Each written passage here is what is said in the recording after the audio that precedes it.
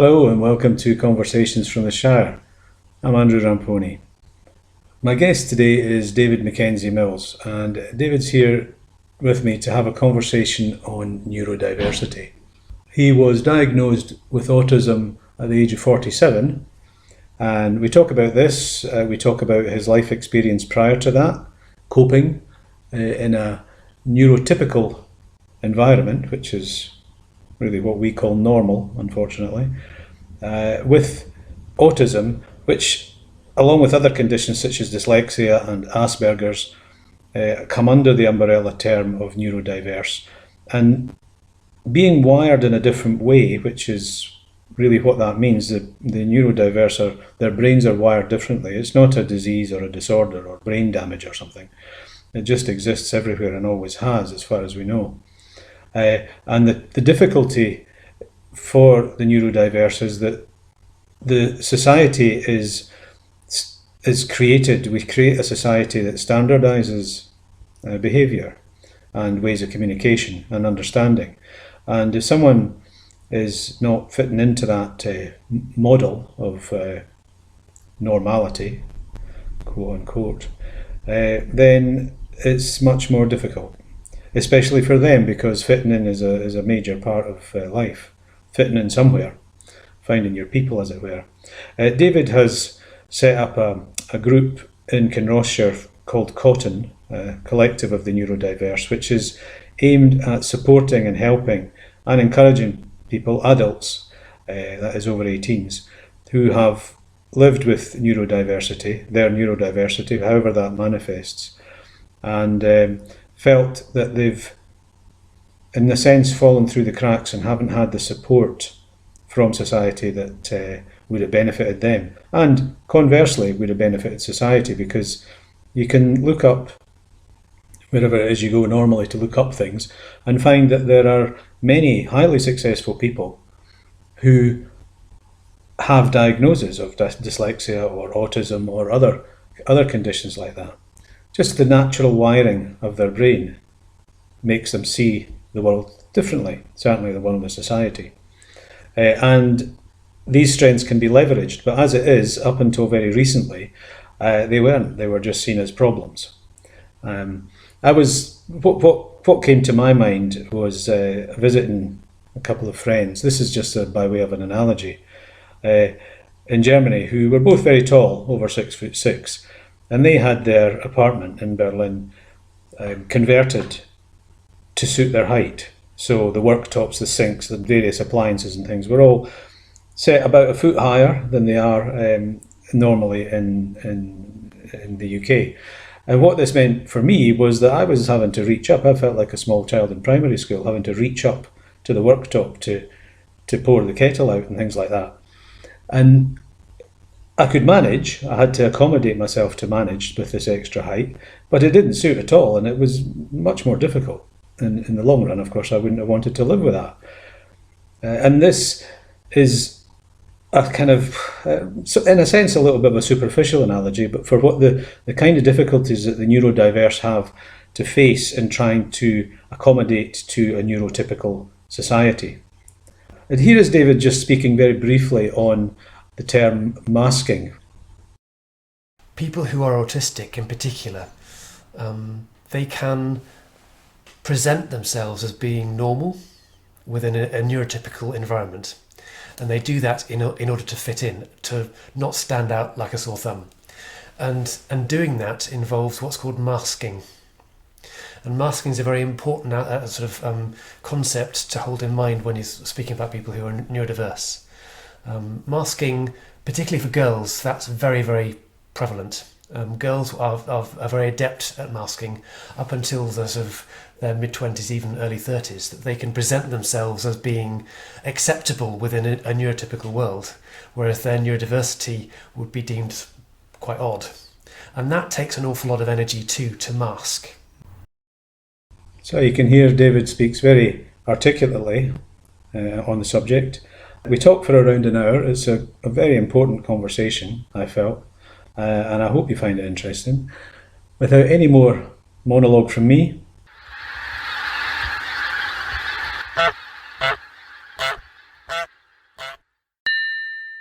Right, David. Good. 47 years old. I am. Yeah, that's what you are now? I am indeed. 47. So, knocking on the door of 48. okay, that's just I know. spring chicken. Seriously, spring chicken. Sometimes. Oh, I assure you. Sometimes. Yeah, so we're gonna talk about a variety of different things here, but I think a little bit of an overview of how you've spent the last 47 years. Okay. Well, really, we're going to talk about the Cotton Group that you've started in Kinross for the neurodiverse, which is a fantastic term that I hadn't heard of till I met you. And we'll get into that, but just a little bit of your background from wherever you want to start. Really. Sure. Well, I think it's worthwhile sticking to things that are relevant to where we're getting to with cotton. I have always sensed that I am on the outside of things, not quite in with the bricks with community sort of cohesion stuff. People at school who were sporty, were science based, that made friends easily, that hung out together, played rough and tumble. That was never really me. I always felt I was sort of there was a window, if you like, and stuff was going on behind that window, and I was on the other side of it, and I could look into it, but I could never really integrate and feel connected to it. Mm-hmm. And I struggled with that for a long time. Is this from when you started school, like 4 or 5 years old? Yeah, I suppose it was really. I suppose it became more marked when I went up to main school. But yeah, even in primary school, people were playing on monkey bars, and I was sort of looking on askance, thinking, "What on earth are they? What's the fun in that?" Yeah, it also didn't help. I think that the school that I went to, my mother also taught there as well, and she was somebody who didn't want me to be bullied because my mother was teaching me. So she sort of the way in which she interacted with me at school was very different to how a mother would interact with a son at home, and that was hard. Oh, so that's an interesting. That was really hard. That was hard for her and hard for me. This was in Warwick, wasn't it? Well, this was when I lived in Warwick, and there's a school called Leek Wharton School, mm-hmm. which is a nice sort of Church of England school, and I'm sure that my experience of that would have been very different had I not been being taught by my mother. Mm. And you know, I'm not casting any aspersions on her in particular. It's just it was hard for her and it was hard for me to negotiate that, and I think that's probably hard for any sort of parent-child relationship to have to be teaching them, formally in a school setting. I think so, yeah. And also, I found comprehension. This idea of having a story and then answering questions. I always found that, why am I doing this? This just doesn't make any sense. And because I was disengaged with that made her frustrated too. So there's a lot of stuff going on that I now can see back, thinking actually that's my neurodiversity having a role to play in the difficulties that I was faced with, but I didn't have a name for it, nor did she, and nor did everybody else. In those days, yeah. I mean, so there's a real struggle to... Because what we're getting to is your adult diagnosis of autism, which was not that long ago, after, obviously from an early age, realising there was something a little bit different.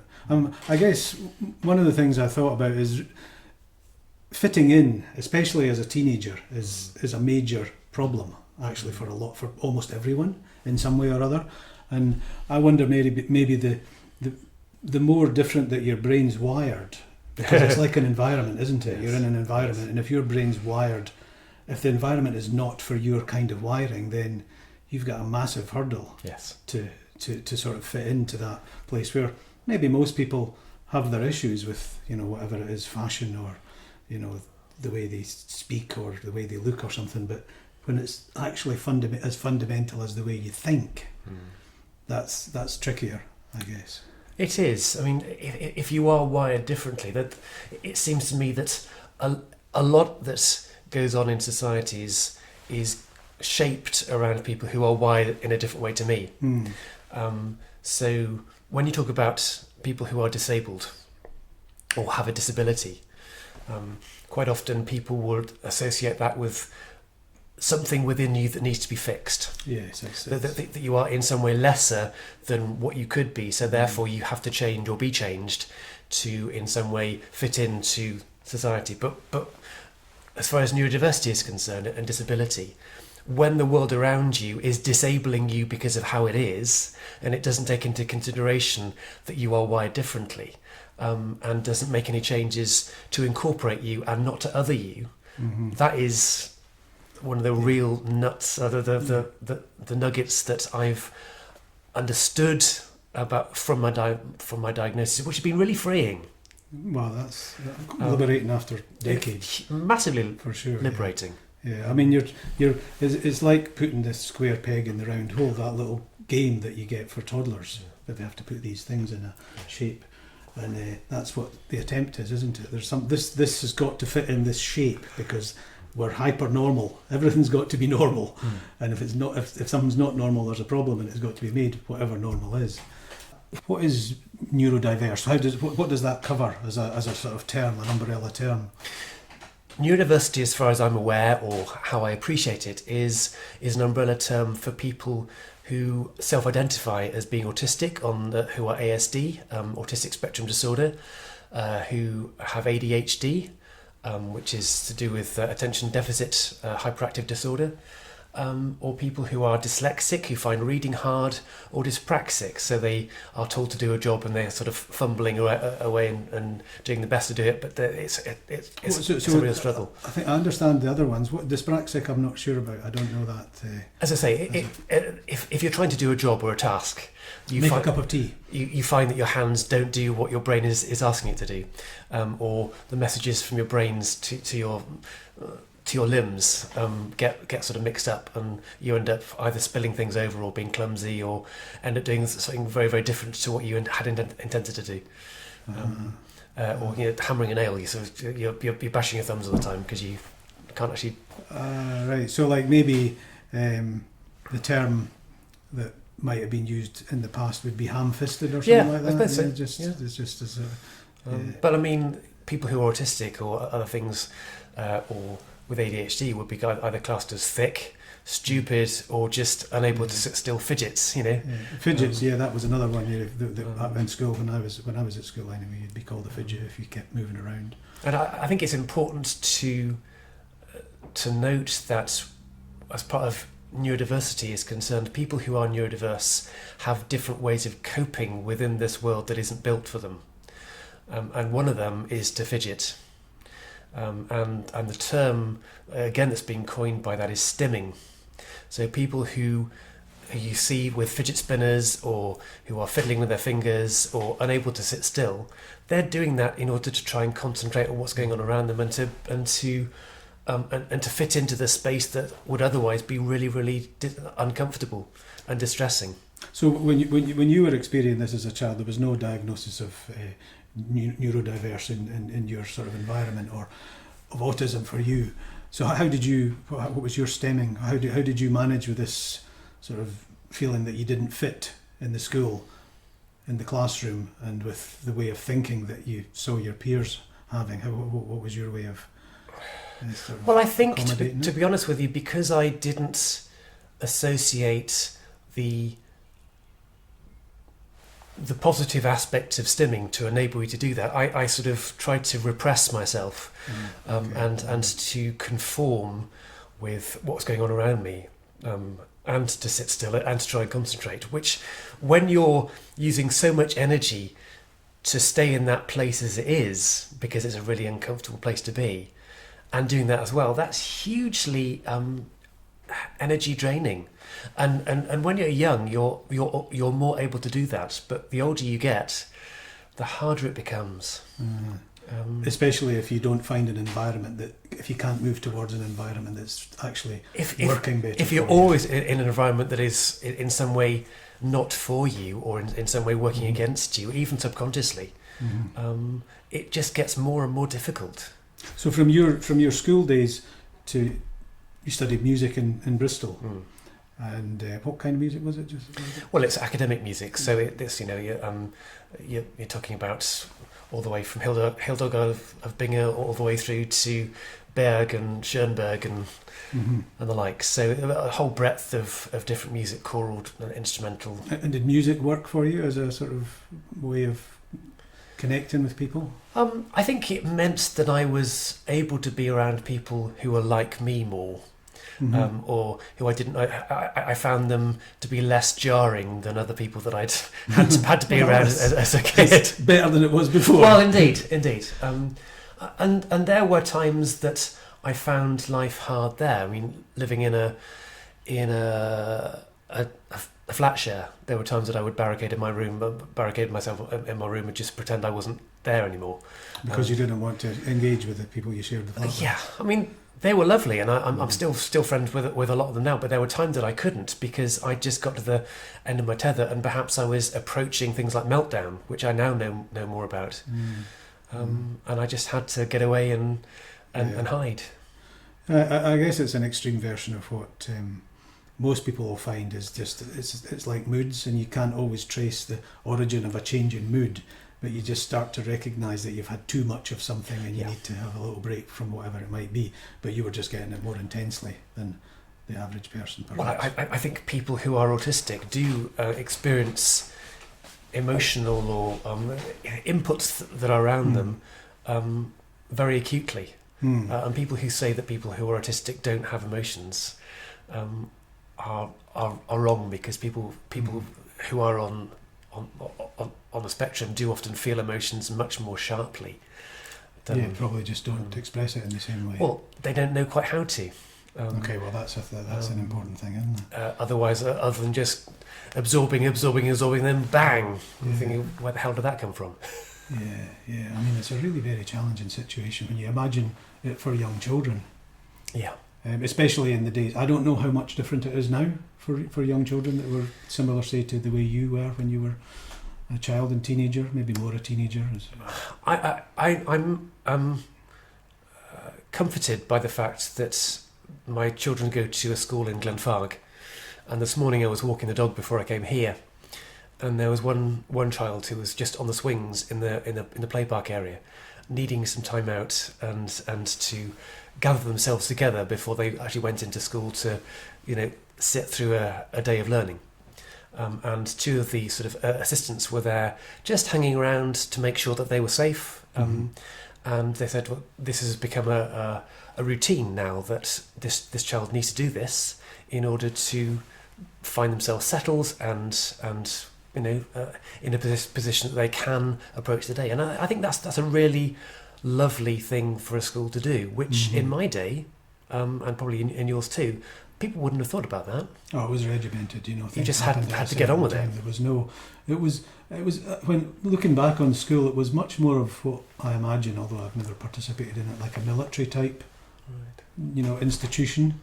Where I think you lined up and you went this way and you did that and you did your coat there. And these things. I mean, this is another way I've been thinking about how the experience could have been. It's like we get trained. That's what society does, because we can't just, we have to learn to speak a language, we learn a certain language, we learn certain customs with the culture that we're brought up in to some extent, and that training process has to happen on the assumption that people are going to learn it in the same way.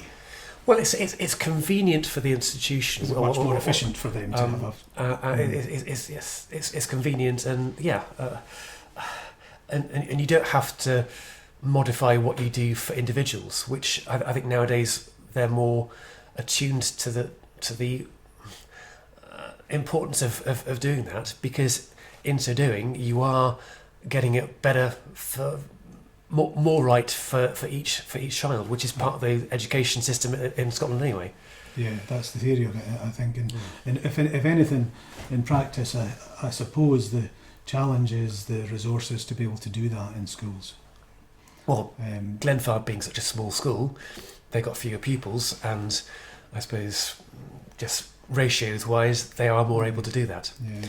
They couldn't do that if the whole school was that way inclined. But but for individuals who do need that support, it's great to see it in operation. Yeah. And I say that gladdens my heart. It's better than it was. Yeah. 35, 40 years ago. Indeed. Yeah. So you did your University of Music. What I'm looking at now is just this sort of path that you've taken to gradually find yourself, not so much in Kinross, which is a separate thing, but you're finally getting to being diagnosed or seeking to be diagnosed as autistic in your mid-40s. Okay. And you know how that came about and how it affected you. Finally realising there was, because I think what I understand we've got something wrong with us, my shoulder or something like that, and I want a diagnosis. Have I broken something, or is it just strained or that? And getting a diagnosis is reassuring in some ways, and I imagine more so if it's something that you felt very confused about. Would you have been confused as pre the diagnosis, or what was the shift? I think the word I'd like to hang it all on is crisis. People who are adults, who think that what they need to do is to get a diagnosis as being neurodiverse, whether it's autistic or ADHD, they reach a crisis point. They've managed that far in their life to try and conform within a neurotypical world. That's the other term, neurodiverse and neurotypical world. And they've done jolly well to get to the point that they have. They've probably come through some pretty hellish times, and I know I have. But they've got there, and they're still alive and they're still functioning. But a crisis point is reached, and something needs to give. And I think in my case, the crisis point was, particularly in my working life, I was finding it really, really hard to operate within my church life and working there. And I think the church people there were sensing that there was that difficulty, and they weren't quite sure what it was, and that was causing them to be anxious too. And that sort of spiraled until at the point came thinking, we can't go on like this. What was it? What was happening in your daily practice with your work that was causing you to feel it more of a crisis in intensity? Well, I think it was exacerbated by lockdown. Pre-lockdown, I was trying to continue this process of trying to be the best vicar or what have you that I could be, doing my visiting, doing my services, doing my preparation for that, and not realising quite how much I was struggling with that. And when lockdown came and I had to relinquish a lot of my going to people's houses and seeing them, and I was doing things at a distance, I could get into a different mindset, and that mindset actually brought me some kind of relief. That I could just be in the church by myself and broadcast the services by myself there over the internet. And it's a strange sort of paradox, because it brought me relief, but it also made me quite lonely as well, because there weren't people around. And as I said to you before, there's something very tangible about being face to face with somebody and talking with them and reading body language, and I suppose sensing energies too that you don't get when you're sort of just seeing people on the screen.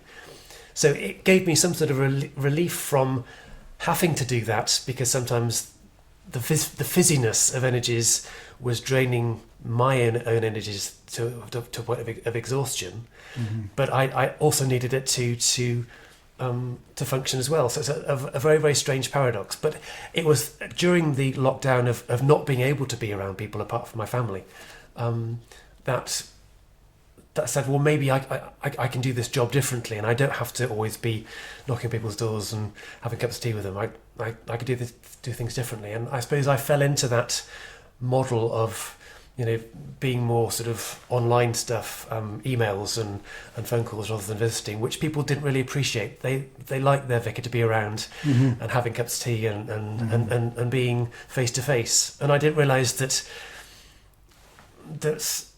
lockdown had caused that crisis point to happen.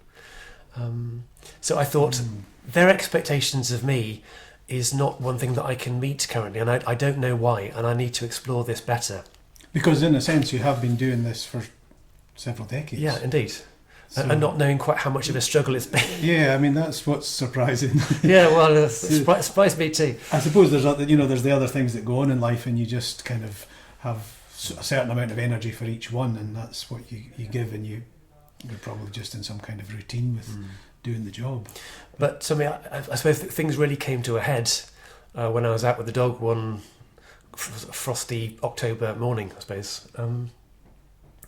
And I'd had this inkling for a while that perhaps being autistic was part of the mix about who I was, and I just found myself idly flicking through a few podcasts online, which is not something that I have done a lot in my life. I don't tend to be a podcaster or be involved in podcasts and listen to them. But I thought, well, what have I got to lose? So I fell into this one podcast which involved a guy called Pete Warmby, and he was talking a language that suddenly made sense to me.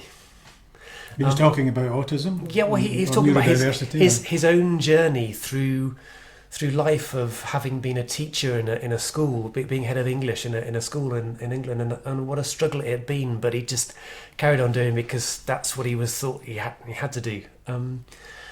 And it came to the point that his own crisis point, that he had to, explore what's going on because he couldn't manage it anymore. And his diagnosis came through quite quickly. And things like he was saying, the interviewer saying to him, how do you manage schedules and how do you plan for the next few years? And he said, well, I can hardly plan for tomorrow. And I'm thinking, yes, that's me. Yeah. I've been told in my job, in my life, that I've got to come up with strategies, 5-year plans or whatever. Thinking that just seems so out with my ability to think about and to comprehend. And I didn't know why. And hearing him say this and knowing that he himself was being diagnosed as autistic, the things started to fall into place. This idea of emotions building up within him and suddenly going bang and sort of meltdowns. Yep, big tick for me. And just hearing somebody speak about their experiences was, as I say, giving me words to speak about myself within myself, to think, yes, this makes sense. Yeah, I think I can resonate with aspects of that where I like words, and you're very articulate, which is what's difficult to then comprehend why you have some of these planning type of difficulties that you're describing a bit. But when I hear someone say something and I think that's the perfect way to describe something I've thought but I've not managed to put these words together. Yes, indeed.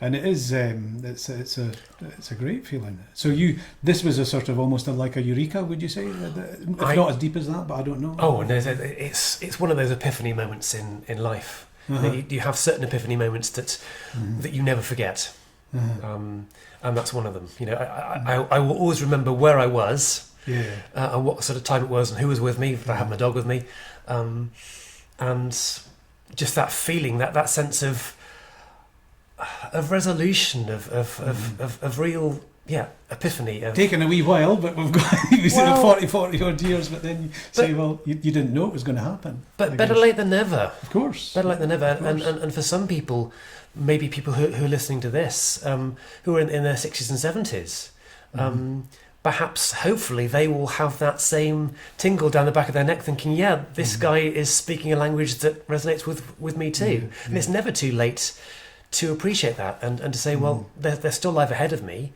and it's never too late to reinvent yourself, thinking this is who I am. Especially if it's been reinforced as a negative thing all your life, a disability or something wrong with you. Yes. And then you realise it's not that. It's just I actually think the neurodiverse umbrella, because obviously whether it's dyslexia or autism, or they're not all just one thing. There's all different kinds of manifestations of the different ways that people are wired. There must be millions of people that haven't got a diagnosis, but if they went, they would get one. Well, I suppose that brings us on to cotton, really. The whole reason why cotton exists now. Yeah. So just before we start on cotton. jumping the gun. What would be your experiences with yourself and the autism diagnosis, which is going to be different to dyslexia or dyspraxia or that. But how do you think nowadays it's much more parents understand it? Because it's more easily identified. Dyslexia certainly is more easily identified in schools, and there's various kinds of help. I don't know if it's sufficient, but at least compared to the past. Do you think that nowadays it's more likely that it'll be accepted as this child just needs a different way of approaching their place in school or their work in school? I think it really depends. I think there are a number of people and places who are sensitive to think we need to be on the ball with this for children, to not to sort of label them, but to say there may well be children around me who need support and help, and working out how best to approach them about it, and to help them to say how they're feeling and how they experience life around them, and then help them to build up a language that expresses the fact of their own autism, what have you, or ADHD. So it's allowing them self-realization by being in tune with that and helping them to draw it out. But so far less as there's some damage in their brain and we need to that's not likely to be an attitude that you would find now, do you think, in parents or in schools? Again, I think it depends. Yeah. I think that there are a lot of schools who really do want to help children nowadays because they're more aware of the growth in understanding of neurodiversity, but their hands are tied. They don't have the wherewithal to know how to allow this drawing out to happen, rather than to label, saying you are less than, so I'm going to label you as that. To say, I want to appreciate who you are. You may be different to me, but I want to, in some way, celebrate that, and to allow you to be the person that you've been made to be, and for us to find ways in which we can help you to do that. Yeah. And amongst it all, that's got to take place with parents who've no doubt got their busy lives, whatever they're doing for their job, and teachers who might have 25 or 30 other children. Precisely. So it's a fairly difficult task. It is. It's a difficult task because there's more awareness about it, and having more awareness means that it can become harder. And if you're not aware about it or aware of it, and you just say, well, that child is just sick, just get on with it as best you can, that's much easier. But it does layer up so much trauma in individual child that they then have to try and work through, as I have.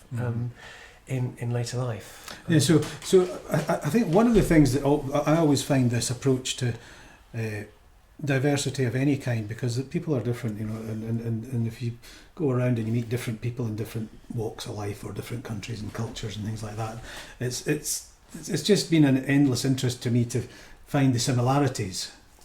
And I think one of the things that came to my mind was when I was doing a little bit of looking into autistic tendencies, and there'd be things like sound sensitivity associated with that. Some people are really acutely disturbed by sounds, and I thought, well, I get that. I get, if I have too much noise in the background, or too much, like a cacophony. It's like, sure. I heard somebody autistic describing it as there was televisions yapping all around, and it was like they were tied to a railroad track and there was a train coming, that kind of feeling. I don't get it to that intensity, but I can understand, and I think most people probably can, if any manifestation of something that an autistic person might experience is just on a higher level than what the average person's going to experience sometimes. Yeah, I think what I was trying to get at before about this intensity of experience of your surrounding environment, be it smell, be it smell, another one, sight, hearing. I think for people who are autistic, sometimes it can just become painful. So if you have a really loud noise, it's not just loud and uncomfortable and irritating, it's just painful. It hurts. Yeah. And even in certain situations, eye contact. I mean, you're probably noticing me sometimes not always keeping eye contact with you because it gets a bit sore sometimes. It literally physically sore. Honestly, I don't know. I mean, I think it's not appropriate to continually to stare at someone in any sort of situation, really. But people who are autistic find any kind of eye they will look to the side as they speak to you, or it's much easier for an autistic person to have a conversation when you're walking a dog or you're walking side by side, sort of parallel communication. Much easier. Than sitting face to face. Yeah, I guess so, and that in itself is a reason. Is to go back to this normalisation in society where people, if you've only had experience of a certain way of people behaving and being, which like starts with your family normally, then someone who's doing something differently often automatically triggers a wariness or a, I don't understand that person. They don't meet my gaze, or they never smile, or whatever it might be, or they do some other kind of behaviour that you label as strange.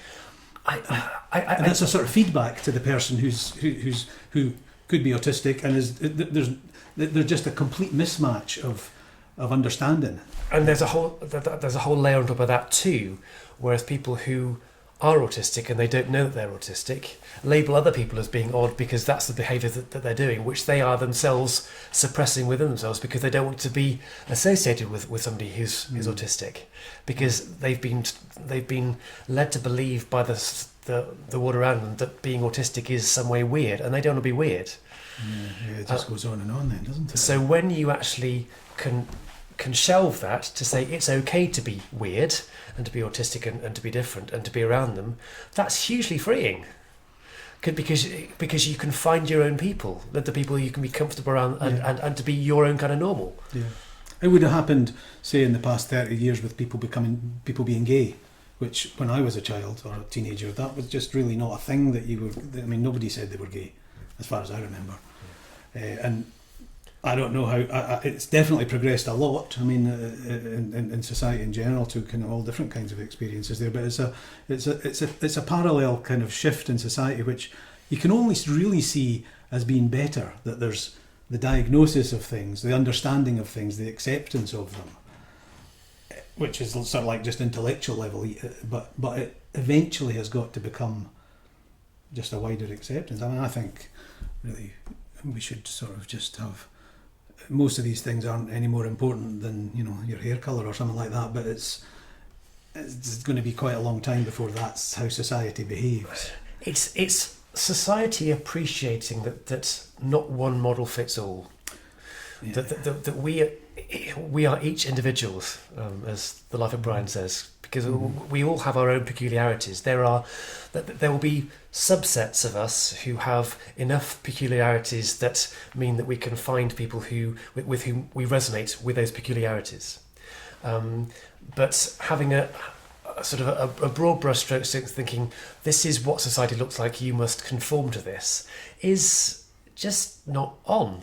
And we have to live with this idea of having community, but within the community we have lots of different breakdowns of what community feels like and looks like, and the collective of the neurodiverse is part of that. So there's this sort of saying, life's a game that you play according to the rules, but only if that's the game that you're suited to play. Precisely. And also you've got there are two sides to it, because it's like any toddler has to, in a sense, be tamed or trained. I don't know, tamed is the wrong word, but you have to sort of train a toddler that there's certain things, but it's how you do it and when you do it. I mean, there's no real rule, but there's no algorithm for doing this sort of thing. But you can't. I don't believe it's going to be practical to have no training system for babies. And people are going to, autistic children or dyslexic or whatever, or there are multiple diversities, are going to have a different way that they need to be trained in order to function in society. Can I sure. Come back on this idea of training. Yeah.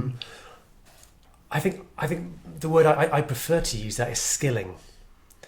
To give people the skills or to dig out the skills within them that allows them to be the person that they've been made to be.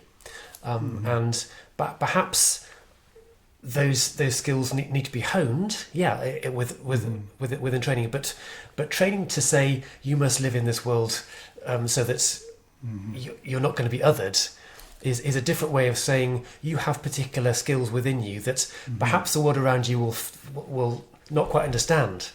But in order to be the person that you need to be, to hone those skills to the best of your ability, so that you can then do those jobs within society that society needs to have done, and to do it really well, and to in some way bolster both them and you. That's where the training comes in to enable the people who have those skills that are different in a way to flourish. Yeah, okay, I can see the subtle difference there between. It's like when in the past they used to have this, you had to be trained not to be left-handed because there was something wrong with using your left hand. Which I think they still do in some parts. Or deaf children trained not to use their hands to communicate with each other, which is where BSL came in. Sort of people guerrilla communicating with each other with their hands. It's scary, isn't it? The past. Well, it's scary, but it's good to know what the past is so that we can learn for the future, and that people who have been de-skilled for so long and have struggled with having been de-skilled can flourish and be empowered. Yeah, in whatever way works. Yeah. And there's certainly lots of places, lots of spaces for that to happen. Okay, so cotton. We got there finally. Let's get to there, because I think that this is the point where we can go into.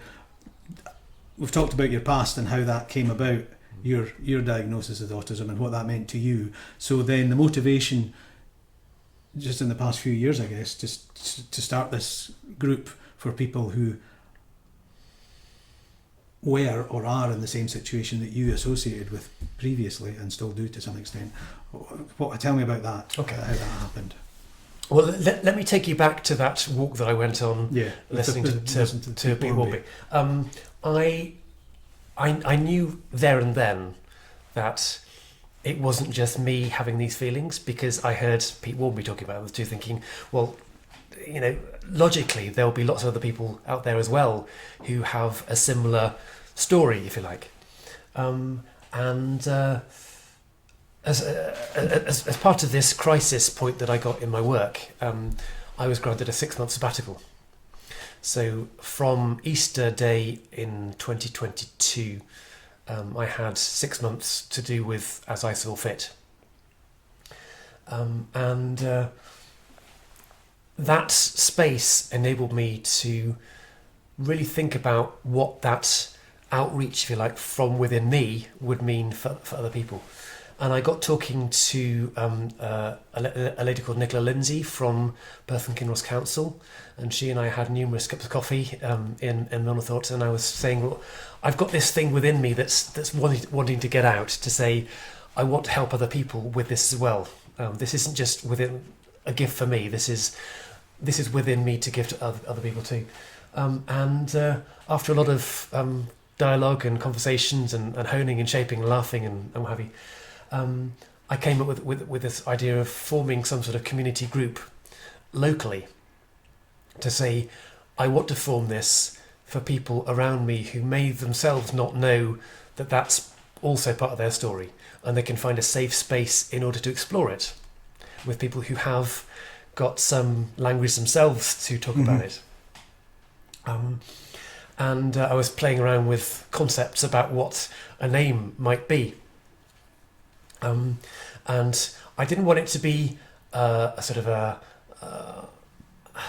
help group, because in a help group you tend to have a leader or somebody in a hierarchical thing say, I have answers to your questions that you have difficulties with, or I have ways in which you can sort out your problems. I wanted it to be much more of a communistic collective of people coming together who have their own stories, they have their own needs, they have their own traumas and damage that they're bringing together, but they've got a space in which they can share it and learn from each other, and go away from a time being together, being uplifted, and to be able to approach the week ahead with a bit more spring in their step. I mean, people just do that generally, don't they? They find groups that they feel energised and inspired and part of, and all kinds of things. Could be music, could be exercise, could be books, or Indeed. Yeah.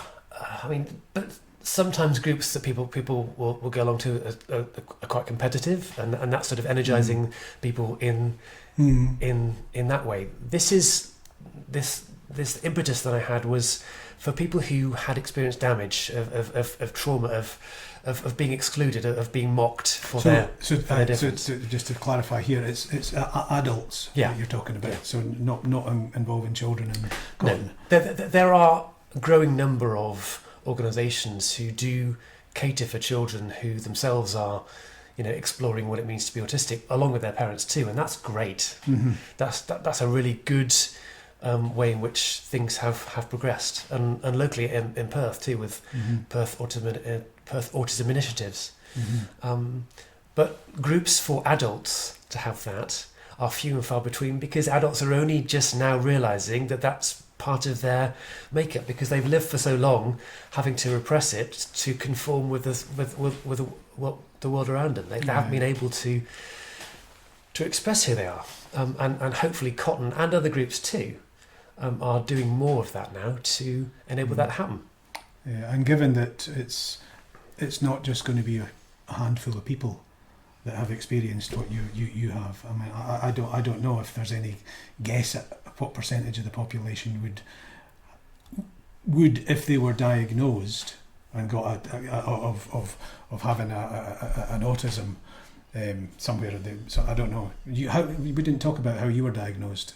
No, but well, as far as diagnoses is concerned, history tells us that autism. History now tells us that autism has always been there, but it hasn't been appreciated for a long time. So, back 30, 40, 50 years ago, maybe 1 in 100 people or 1 in 1,000 were deemed to be autistic. But the more in which people appreciated what autism is about, and what the spectrum looks like and how people fit in with it, the lesser that ratio became. So it's sort of 1 in 12, 1 in 10, and it's shrinking all the time. The more the people understand what it means, the more people are coming forward to say, yes, that explains me too. So that ratio is always going to gradually get less and less and less. Yeah, the more that we understand it. I think so. It can't be a tiny. It must be a very significant number of people. Yes. So that are somewhere on that spectrum, as wherever it starts and finishes. Indeed. If there is such a thing as a boundary to it, I don't even know. There will be sort of clinically, but it's more that for the individual, your movement through just realising you didn't fit in almost anything that you found yourself doing because you had to do things, to get into where now I understand why it was so difficult to fit in. And that has got to be not a universal experience, but it's got to be really common. And maybe and many people won't have had the luck, if it's that, to have discovered that yet. Sure, or just the happenstance that meant that I managed to start that journey of self-realization. I think it's important to say that people who are autistic, they may be on a spectrum, but they are a specific part of that spectrum that says autism explains who they are. And people who say, well, everybody's on the spectrum, that dilutes the importance that people who are autistic give to the fact that they are autistic. Yeah, yes. But people say that they are wired differently. They are wired differently, and that's fine. People who are wired more conventionally, if you like, they may have traits of being autistic or ADHD, but to say that they themselves are on the spectrum dilutes the importance that people who are neurodiverse think this it's another normalising. This is our land. Yes. How have you come across the people that are so far come to the gatherings? I started Cotton not long after my sabbatical started, so before my diagnosis came through, I'd already started this process of forming Cotton, and I started a Facebook page, which I've called Cotton, the collective of the neurodiverse, and I was trying to trying to put as many ducks in a row as I could before I launched it properly to start inviting people to it. So I was keen that what we had was an environment that was safe, a safe space for people to come and be together. And there are lots of different rooms or venues in the area that could house people, but it didn't fit what my gut was telling me about what people needed. And what people needed, as far as my gut was concerned, was a front room somewhere. So somewhere with sofas and a kitchen nearby, and somewhere that felt homely, that people could feel at home together. And it just so happened that I live opposite Orwell Church in Milnathort, which is a early 20th century building that was built specifically for Presbyterian worship, with lots of pews, wooden pews, dark, quite foreboding at times. And they had a vision in that church to completely change it, to remodel it. And what they've done is they have their worship space, if you like, with individual chairs, but they've also got a family room which can be seen from the worship space, but it's shielded off by a glass wall. And they've got sofas in there, and they've got decent heating. In the middle of winter, you don't want to be in a place that's freezing cold and you've got to have your coat on all the time. Because the space is there's a smaller space they can heat specifically. Yeah, precisely. And there's a kitchen just by it too, and that ticked all my boxes. And it was as close as I was going to get to being in somebody's front room, rather than impinging on an individual to say, you must always host us.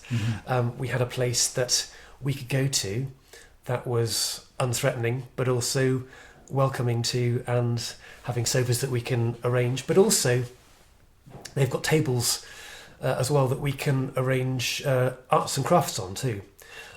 People who are neurodiverse don't always want to sit as we are now, face to face, talking about stuff, which we do. We have sofas in the round, but we also have ability for people who don't want to be communicative verbally to be part of the group and to be doing artwork and activities in the same space, and to absorb and to respond to as they see fit, and as they're comfortable what's going on.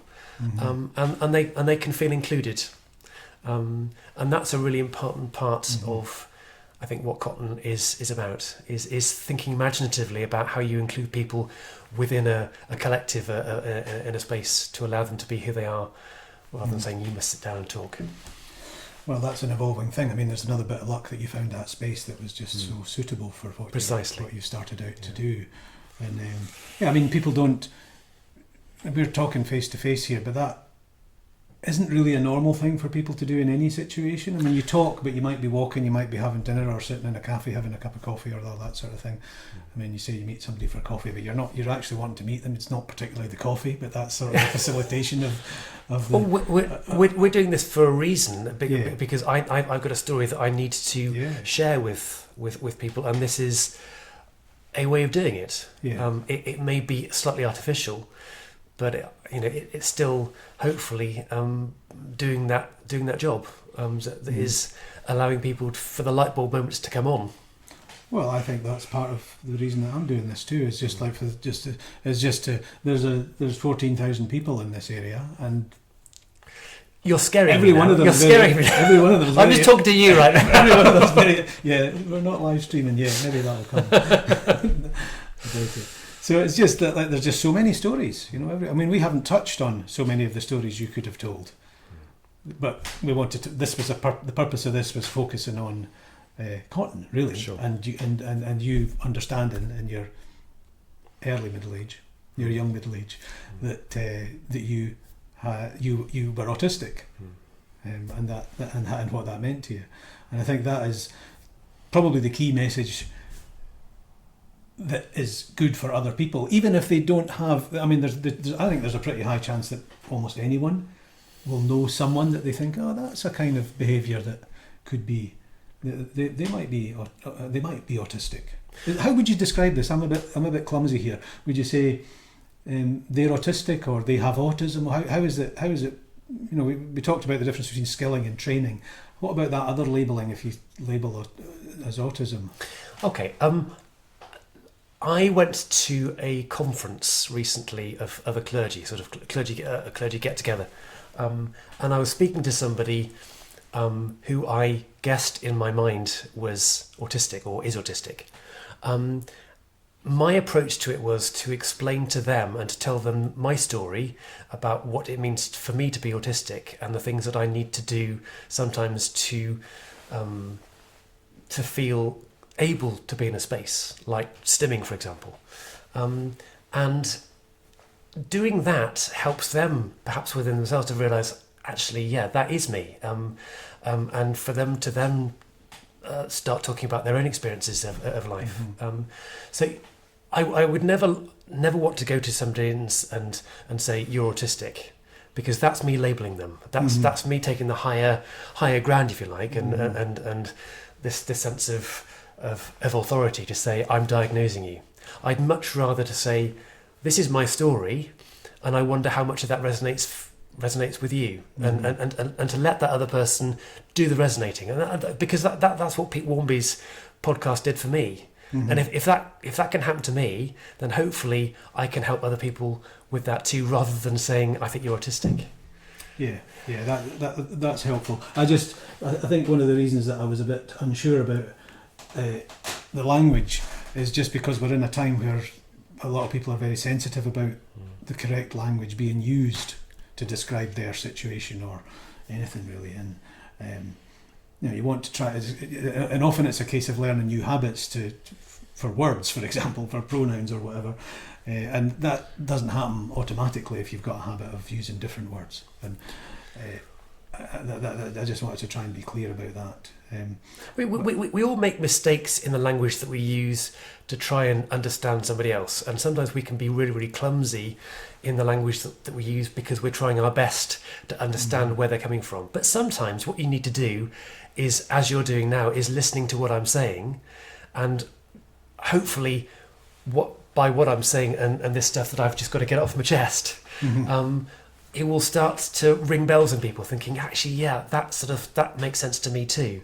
And that's not me saying to them, you're autistic. That's them realising themselves who they are, and accepting that and feeling empowered by that. Empowerment is really central to my vision for Cotton. It's people who have lived with their lives being so disempowered and disenfranchised and mocked and put down, to say there's a space for people who have had that experience together, and again, paradoxically, through that weakness, through that difficulty, through that pain, empowerment can be really, really powerful. I suppose it's a tribalism, really, isn't it, and a fitting in, and anything that didn't fit in or was just not accepted, there was something wrong with it. And it does seem that I don't know how long it's been going on, but it's picking up momentum, that there's just a lot more acceptance. I'm cautiously optimistic. There's still a lot of things that need to be overcome, and tribalism still does hold sway over a number of different areas of life. It's massive. Quite negatively sometimes, but the more in which people understand what it means to be human and the complexities about what that means, and the foibles that we have, and the differences that we share or don't share, but we can appreciate that. That is where evolution will come into play, and people will gradually be able to be more the people that they are, with their differences, with their contrasts, and to appreciate them, and as I say, to just love them for who they are. Well, the arc of progress is long. It is. I just wanted to sort of touch a bit on Cotton, because I think whatever groups you start, particularly in this area, it can be a bit of a slow burn, and you can get some people, and then things don't seem to progress as quickly as you may want them to progress, and you forget the fact that part of what it means to join a different community or group or collective is a huge barrier sometimes, and a huge hurdle to have to cross. I remember distinctly going into Newcastle when I was studying in Durham, and we were doing a pilgrimage on the streets, and I had to go into a betting shop and place a bet, and thinking, I can't do this. This is not part of my understanding of the other world. This is completely alien. This feels quite unsafe in a way. Mm-hmm. I don't understand it.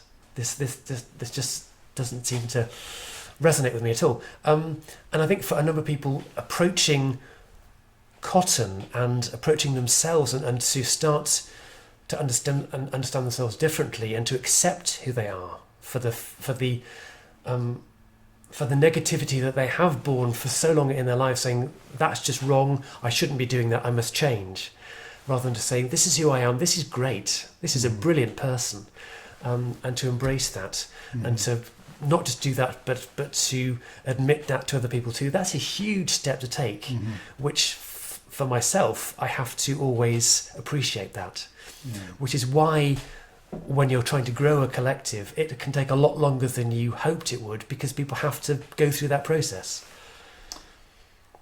Yeah, and the collective is, for some people, could be an experience in a transitory phase. Indeed.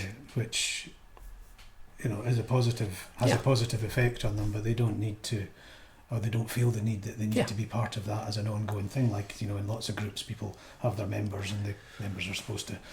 But they've just got to know that they're always welcome for that space, that safe space, whenever they want to come. Yeah.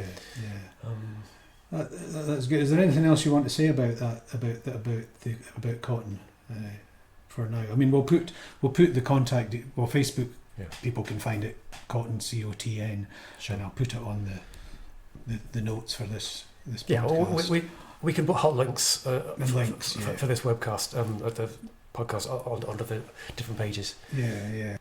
Okay, David, that's great. Thank you very much. I'm knackered now. I've enjoyed this. Well, there you go. Yeah. Edit that out. Well, I might not.